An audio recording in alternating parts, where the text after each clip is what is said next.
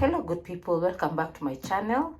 So today I'm going to show you how to make yogurt, homemade yogurt, using the Armco electric pressure cooker. It has that providence for yogurt, or the function for making yogurt.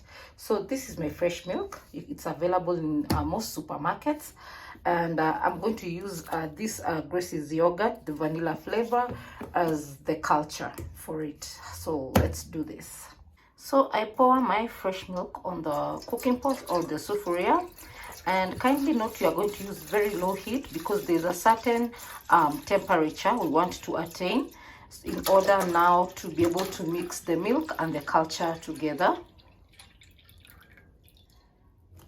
Meanwhile, before the milk heats, I'm going to clean the rubber, the surface and the rubber, because mostly the rubber harbors or holds the food scent, the bean scent and everything. So I don't want my yogurt to smell beans or fish or any food stuff that I've used the pressure cooker to cook with. So that's why I need to wash the rubber, and it's very important. Some of the brands like Instant Pot they do come with 2 rubbers because of such purposes. But if yours does not come with 2 rubbers, it's still not a hindrance to make your yogurt. So what you do, you just clean this, allow it to rest before the milk attains its temperature. Even if it was clean, just repeat it again for the sake of the scent purposes for the food scent purposes of your yogurt. So my tools of trade are already cleaned. As you can see, I've disabled or disassembled, sorry, the lid or the pot lid. And also, just a general knowledge, when you're making homemade yogurt, by all means avoid using any metal material like the spoon, the sieve. Just avoid by all means. You can use either plastic, you can use the plastic spoon, or you can use the wooden cooking stick.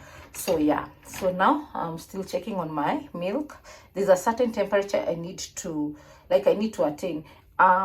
It's not supposed to overboil. It's just when it starts like showing the small bubbles, we'll now turn it off so I can be able to mix the yogurt, because I want it to, it's the one that is going to act like my culture. It's a bit hard to find the pure cultures in the local outlets or supermarkets, so we usually use the yogurt to use to make it to, to use it as a culture for our homemade yogurt. So you can see the temperature, or you can see that my flames are really on a low heat. You are not supposed to hurriedly, if that's the right word, or to make your milk to warm really fast. You just allow it to take time. And the reason you need also the cooking stick at this stage, it's because you're avoiding it to have how's it called, I don't know the right word in English, but there's the soot beneath the cooking pot, the milk soot beneath the cooking pot. Yeah, this is my electric smart pressure cooker by Armco. So you can see it has the function for yogurt. Some electric pressure cookers do have the function, some do not have the function. But that does not mean that your electric cooker is not up to standard. Please note, different pressure cookers come with different functionalities. This one does not have for making the oatmeal. Other Nutri-Cook has for making the oatmeal. Mica has for making the oatmeal. Mica has slow cooking. This one does not have. So it depends with the brand. But major functionalities, they are almost similar. They are almost similar. You can see, I don't know if you can see, let me zoom it in. Oh my. Let me zoom it out. Okay, as you can see here, we have attained those small bubbles. That means now my milk is in the correct temperature. So I'm going to switch off my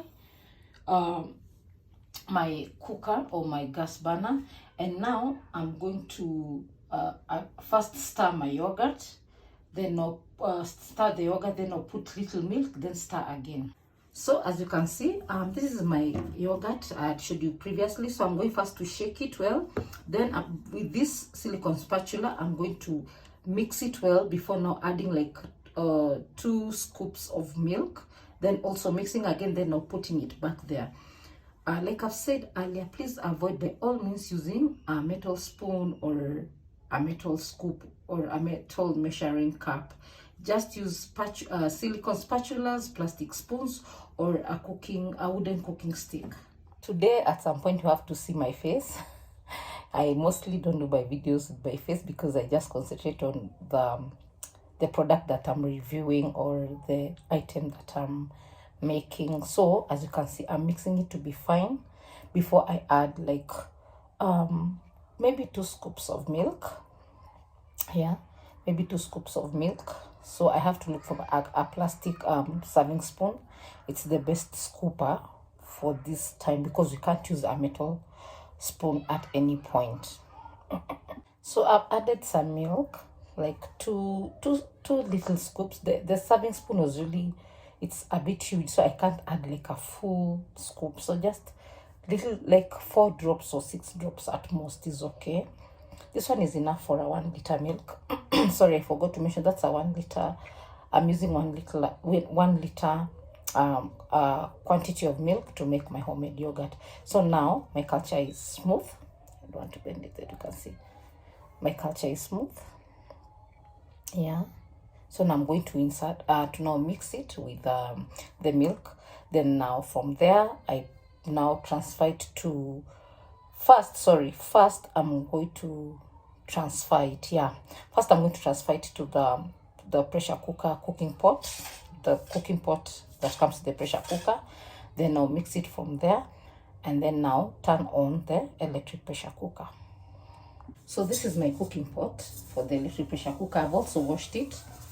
Not that it was dirty, but for yogurt is kind of sensitive because it's milk. So I've just like done another clean wash, including the lid. And now it's ready for starting to make my yogurt. So I'm going to transfer the milk here from the sufria. Then I'm going to mix now the culture or the yogurt while it's now in this pressure cooker pot. As you can see, the mixture is ready there. So now we are going to press the yogurt function. It takes quite a while there. So let me take my lid. So now you can see, so you just cover it well and allow it to rest. So we are going to now to give it the minutes indicated. Then from there, now once it's ready, we are going to uncover it. Then I show you how it's going to look like. So for the good thing with the electric or the smart pressure cooker is that you don't have to make the process go overnight, unlike an oven. For the oven, you have to go overnight. Also for the warm basket, there's usually this warm basket that people use. Also that one you have to go overnight. That's like 8 hours or something. But for this one in particular, the most pressure cookers, smart pressure cookers, they range from, this one indicates in the digital timer, it's either 10 or 8, it depends, but most don't go above 10. Yeah, so let's give it time, then yeah, we're going to see the results.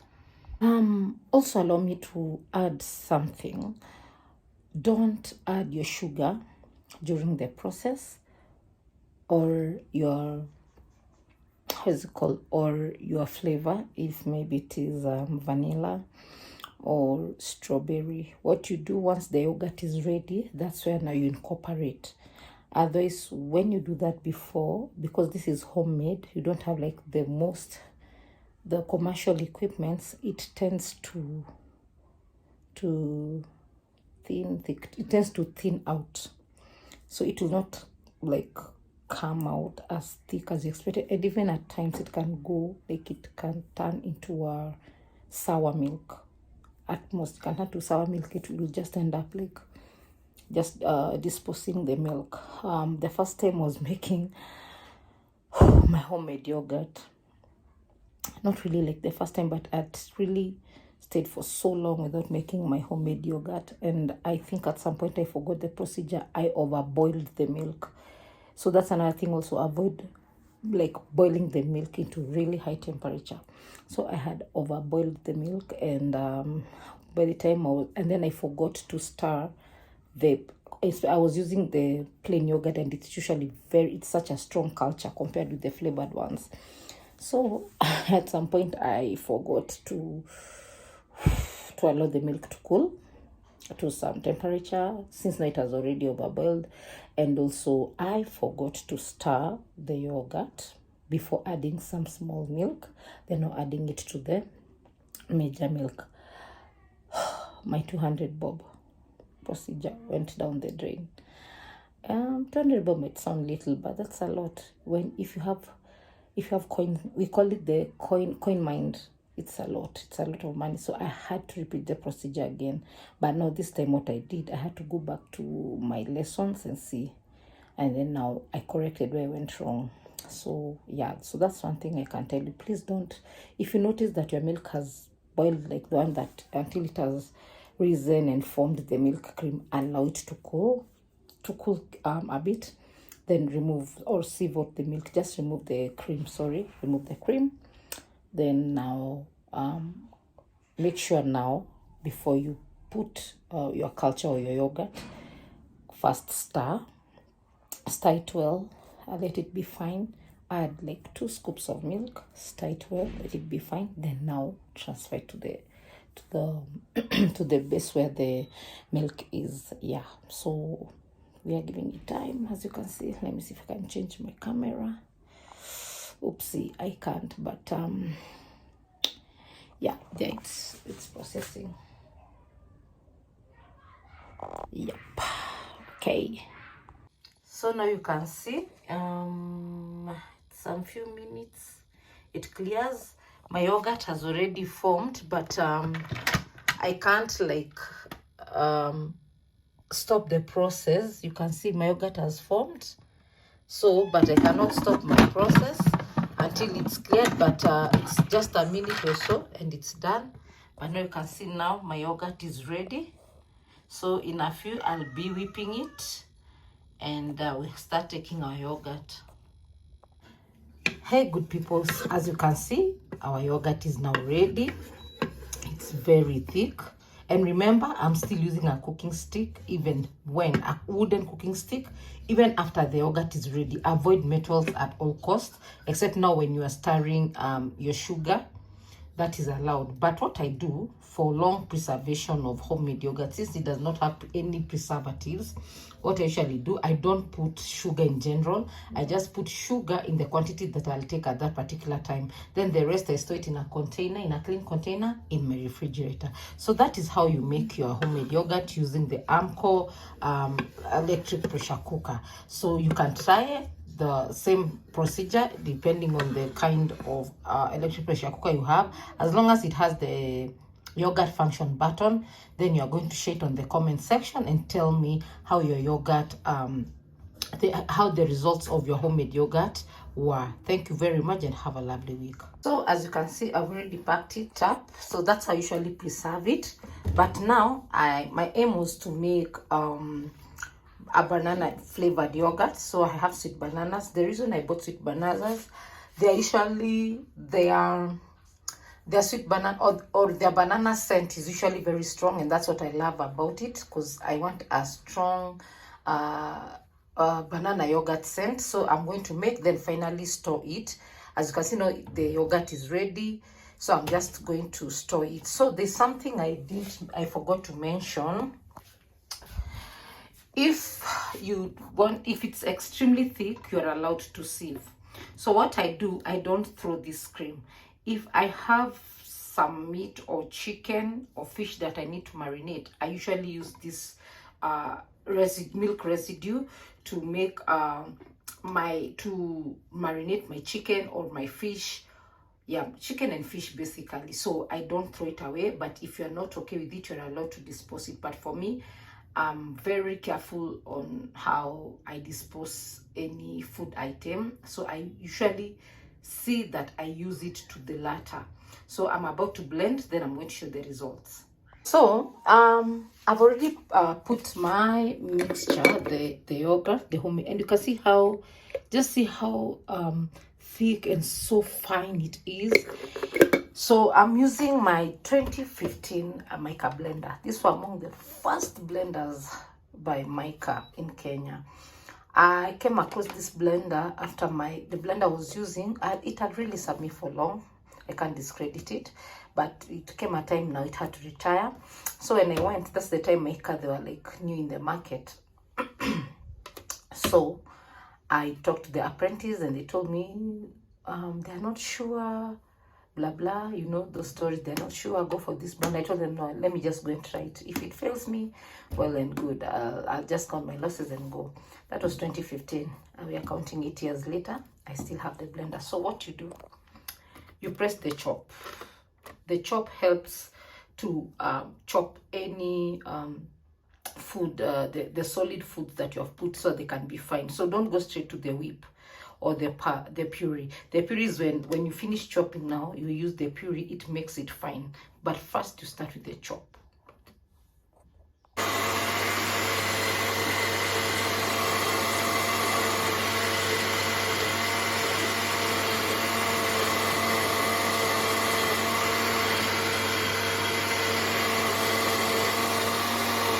So now finally we are going to use the puree, or the puree is to make it soft.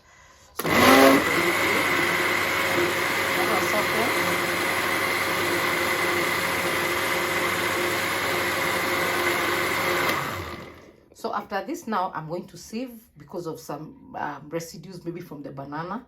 Then I'll take it back to my bottle. As you can see, the yogurt was so much, it was like it was in let me say good quantity, and it could not fit all of it here. So I'm going to sieve, then take it back to my the bottle that I usually store yogurt with. Yeah, as you can see, I'm sieving it. That's why you're told cooking art is a passion. So these are the residues. You can see these small things here. Those are the residues that I'm avoiding them to go to my yogurt. So after that, now I'm going to store my yogurt, and it is very sweet. You should try. You should try. Because I spent the 1 liter milk, I bought it for 75 bob, and the small yogurt was for 40 shillings. So that is 115 shillings. It has produced for me 1 liter, and let me say 1 liter and some millimeters of yogurt, and I can put the flavor I want. I can store it. I can put the flavor I want. I can make it the way I want. So there are also advantages. I'm not saying that when you buy the fully processed yogurt is wrong. No, it's not wrong. Only that now I'm limited to do my stuff, to like flavor it the way I want. My yogurt, those are the final results, and you can see I've still remained some. This is what I'll drink, but I'll still chill it. I like when it's chilled. It's so nice, it's so sweet. So like I was saying earlier, the good thing of making homemade yogurt is you can play around with yogurt. You can taste these flavors. You can do vanilla, strawberry, you can mix, you know, you have the liberty. But if you don't have the time, you can always go for the ready processed yogurt. So I hope this you're going to try this out, then you're going to share the results at the comment section.